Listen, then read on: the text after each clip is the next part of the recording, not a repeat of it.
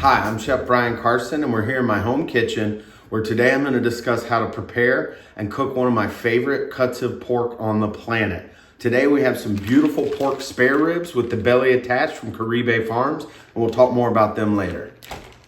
So one of the first things that we have to do with this cut of meat, obviously this is going to be the tail end of the rack of ribs. So you're going to have the kind of false ribs hanging in here. We've got this membrane here that we're going to take off in just a second. But as you can tell, these guys have skin on the full side, which is one of the reasons that I absolutely love this cut, as well as look at that cross section, right? So beautiful marbling in here. These pigs, are always going to be pasture raised, fed non-GMO feed. They are also raised in forest pastures, which means they have a chance to roam around and kind of do what they do best as far as foraging for their own food and digging through the roots and getting grubs and all. Okay, everybody, we're going to continue our fabrication here of this pork. So first thing we're going to do, we're going to take a boning knife.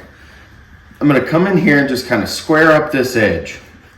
Not that I don't love all these bits, but it'll just ensure that we're going to have a much more even cooking when we go to throw these suckers in the smoker later. Stay tuned. Next, we're going to come in here and you see this fat that runs along the inside of the rib cage here. We're just going to very carefully, using our knife, letting our knife do the work for us, try to slide the tip up underneath there, bring it out to the edge, right? Then we're going to pull it back and come back towards ourselves, pulling on that fat just to release and pick it up off the ribs. And we're going to save all this, and I'll show you what we can do with that later. But the biggest thing is we want to get all of this silver skin. We don't want to take necessarily that good hard white fat that you see in here underneath, but we want to get this little membrane. You can see kind of the wrinkles there. You to follow that skin, try not to cut through it. I did there, right there. You see my pinky? No worries. Just peel it back right there and continue to work back that piece of skin. There's going to be wrinkles in these cuts, guys. Sometimes, there's going to be nipples. Okay. So now what we're going to do is we're going to continue to peel this thing back. Just keep working it. I constantly like to turn the meat to keep going. All right. So we're just going to keep continuing around, moving the meat as we need to. We're going to try to stay out of our nice, beautiful rib and belly meat as much as possible. We want all that goodness to make it into the smoker. And part of the reason that we're removing this skin, to be honest, is it's a little hard to get seasoning to stick to the pork skin. Once it starts cooking, it releases a lot of gelatin and collagen, and these things kind of create an environment where the seasoning just doesn't really want to stick or stay on, and oftentimes will fall off during cooking. So, wow, this knife is amazing, huh? All right, so we've got our big, beautiful skin off. Now we're gonna break for just a second. Rib tip, if you will. And then we do have we just have kind of a couple of bones in here. I actually got all this off and realized that there's actually no rib bone in here. So this thing just became an even more premium cut to me, because now we have all the love and beauty of ribs and belly without the bones. So we're gonna have a lot of fun with this next. Keep on. Okay, everybody. So now that we've got this all cleaned up, it's time to season it, all right? So I have here my personal barbecue rub, one that I make myself. I've used it in kitchens for years. I've developed it over many years of working in and out of kitchens and doing my own barbecue. One of the things that's near and dear to my heart. So we've got to make sure it's got some brown sugar. We've got salt, obviously. We've got some lovely chili powder and actually a little bit of chipotle powder I like to use to bring a smokiness to it. We've got paprika, garlic, onion powder, all that stuff. Click the link down low. We'll have the recipe in there for you guys to review and use at home. And please tell me what you think. All right? All right, everybody. So we're back. We've rubbed down our beautiful slab of ribs with belly that actually turned out to not have any bones in it. That didn't stop us. We're still on the track to put these things here in the smoker in just a few minutes. So I just wanted to show you one of the things I like to do. Rub them down Put them in some sort of a container with sides. You could use a sheet tray. I'm using a casserole dish today, not a problem. Just put them in there and let them sit while you let your smoker get heated up or get anything else prepared for the meal that you might have. These are gonna go for about 2 hours. When I'm doing pork ribs, I really don't like to do them a super long amount of time. I feel that oftentimes most people overcook ribs. That's why they stick in your teeth. That's why a lot of those things that we talked about, even removing that membrane, the overcooked meat naturally wants to stick in your teeth. Much like the reason I don't like baby backs. No offense to you guys, baby backs, but baby backs sit next to the loin. So then by nature, you almost have to overcook them just to get them cooked. And they're very lean. So then they end up eating a little bit drier. That's why people tend to slather them with sauces and things of that nature. Me personally, I'll go spare rib every time. That's the rib, lower part of the section of rib down by the belly. It's got a lot of fat, a lot of protective fat there to make sure that during the cooking process, it's not gonna dry out and it's gonna give you a much better rib. All right, y'all, we're out here at the smoker. We're getting ready to fire this thing up. Yes, it is dirty. It does get used, okay? We do clean it, every other second use or so, try to clean it up a little bit, but I like to keep the seasoning inside the cabinet. So one thing I want to talk about real quick is it is very humid out here and it has been raining all day, so all my wood was wet. So what are we gonna do? How are we gonna smoke, right?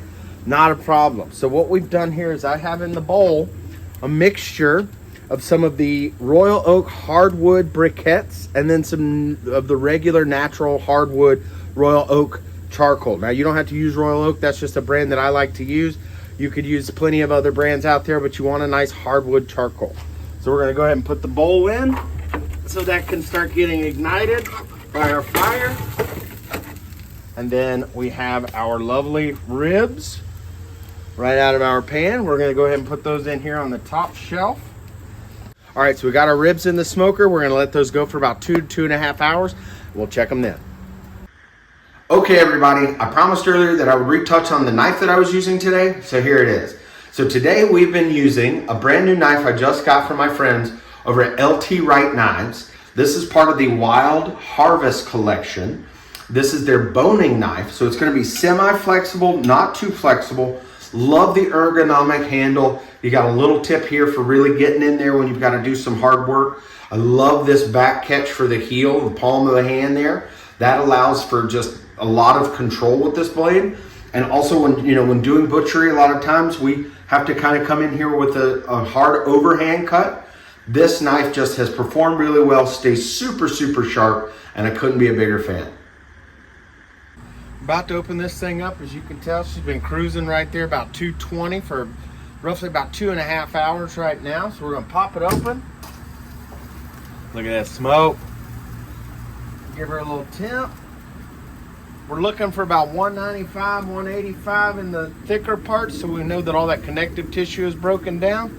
And we're right there. So we're gonna go ahead and pull these things out of the smoker and get them inside. Look at that. All right, y'all, so we got these suckers out of the rib, or out of the smoker. They're temped perfectly. We've been letting them rest. You can see how they're kind of gelatinous and moving around. And I'm gonna show you one of my favorite things to do with a cut like this. Because there was no bones in it really, and there is one little bone, but not a full bone. Right here, we're gonna just pull that thing out and you see how tender that was. So one of my favorite things to do, just try it. But the next favorite thing to do with a cut like this is we're gonna take it and we're gonna slice it for like a rib sandwich. So I'm gonna come in here just like if I was cutting the bone, down the bone of the ribs. And we've got that little cartilage. We've got another little bone in there. Oh, look at that, hiding in there. We didn't feel that guy either, a little false bone. So we're gonna slice that. Come in here, slice a few more good slices of it. And you can just see how juicy that is coming off of there. So I'm gonna cut these a little bit thicker right here. Now that we got some good slice. So we sliced up some of this beautiful belly and rib section. Look at all that juice. So we're just gonna cut a few more slices. And then what I'm gonna do, I like to turn them sideways, slice them down the middle.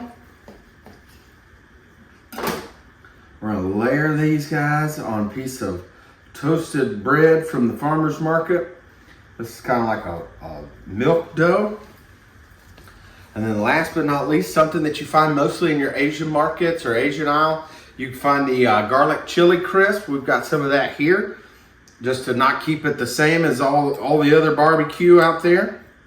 So we're gonna take a little bit of that and just drizzle it right on top. That's gonna add a little bit of spice, a little bit of flavor, and a whole lot of fun. Well, I've had my chances, walked away at first glances, and I know it's the one for me. Need from you right now, someone to tell her.